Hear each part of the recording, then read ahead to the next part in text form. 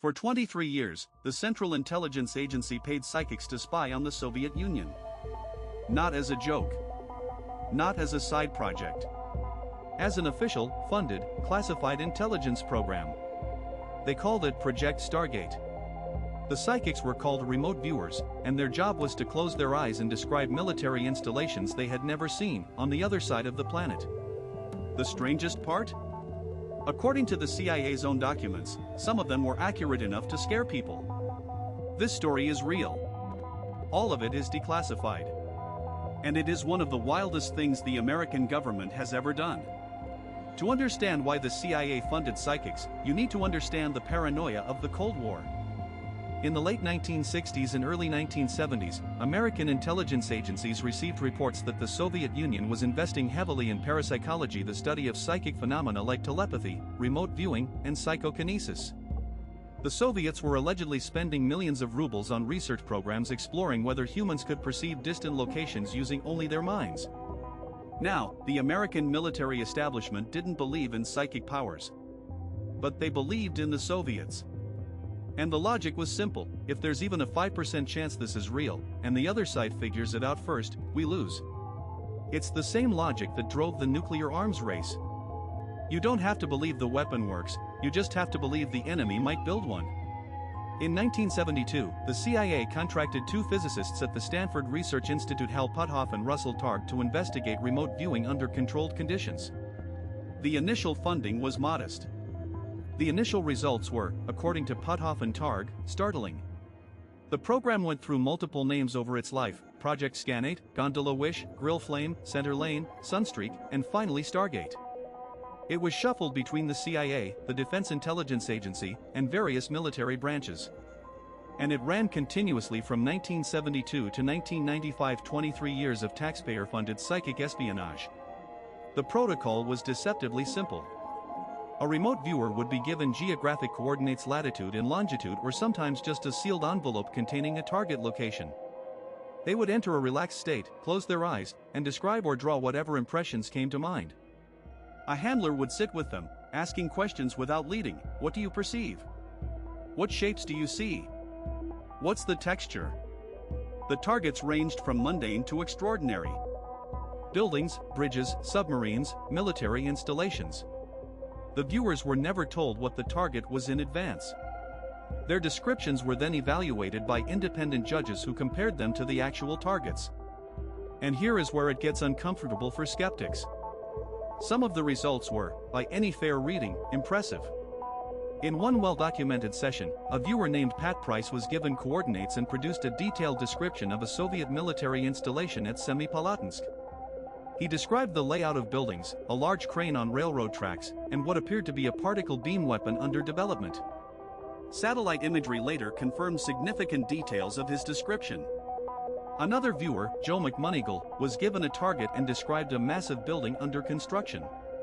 He drew it with remarkable accuracy.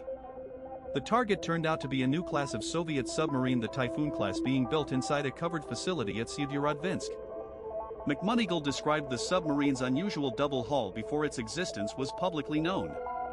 McMonigle was awarded the Legion of Merit in 1980 for a significant military decoration for his contributions to a critical intelligence project. The citation didn't mention psychic powers, but McMonigle has publicly stated it was for his remote viewing work. But for every impressive hit, there were misses. Lots of misses.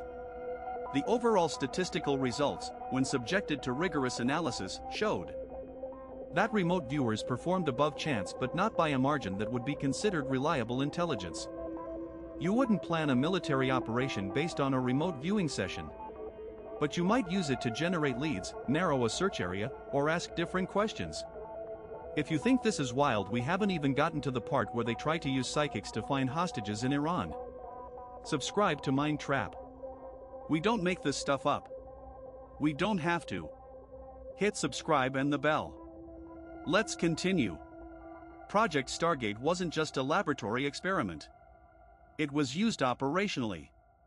According to declassified records, remote viewers were tasked with real intelligence targets during active crises. During the Iranian hostage crisis in 1979 to 1981, remote viewers were asked to locate the American hostages. Some of their descriptions matched the actual locations, though critics point out that educated guesses based on public information could have produced similar results. In 1987, viewers were tasked with locating Colonel William Higgins, a Marine officer kidnapped by Hezbollah in Lebanon. In 1989, they were asked to help track Manuel Noriega during the U.S. invasion of Panama. Whether any of their information was operationally useful is disputed, but the fact that military commanders were even asking psychics for intelligence during live operations tells you something about how seriously some people in the defense establishment took the program. The program also went through periods of intense internal skepticism. Different managers had different levels of belief. Some treated it as a legitimate intelligence tool, others saw it as an embarrassing waste of resources. The quality of the remote viewers varied enormously. Some, like McMoneagle and Ingo Swann, were considered genuine talents. Others produced results that were no better than random noise. Ingo Swann, who was considered the father of the remote viewing methodology used in Stargate, once claimed to have psychically observed the planet Jupiter and described its rings. This was before Voyager 1 confirmed that Jupiter actually has rings. Swann also described specific features of the Jupiterian atmosphere that matched later observations. Critics argue this was coincidence or retroactive interpretation. Supporters call it extraordinary. In 1995, Congress ordered an independent evaluation of Project Stargate by the American Institutes for Research. The AIR report, written by statistician Jessica Utz and skeptic Ray Hyman, reached a split conclusion.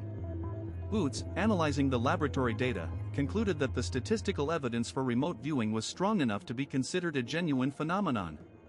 She wrote that using the standards applied to any other area of science, it is concluded that psychic functioning has been well established. Hyman disagreed.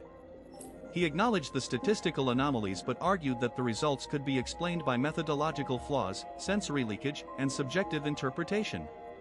He recommended against operational use. The CIA sided with the skeptics. In a press conference, the agency acknowledged the program's existence, released a flood of declassified documents, and stated that remote viewing had never produced actionable intelligence of sufficient quality to justify continued funding. The program was shut down. But here is what happened next. Several of the Stargate remote viewers went private. McMoneagle, Swann, and others began offering their services to corporations, law enforcement agencies, and private clients. McMoneagle appeared on Japanese television demonstrating remote viewing. A community of trained remote viewers formed, many of them ex-military, offering courses and services. The methodology that Stargate developed to coordinate remote viewing, or CRV, is still taught today. And some of the declassified documents hint that the program may not have been entirely shut down, just moved. Several former participants have suggested that remote viewing research continued under different classified programs, with different names and different oversight. This is, of course, unverifiable. But it's consistent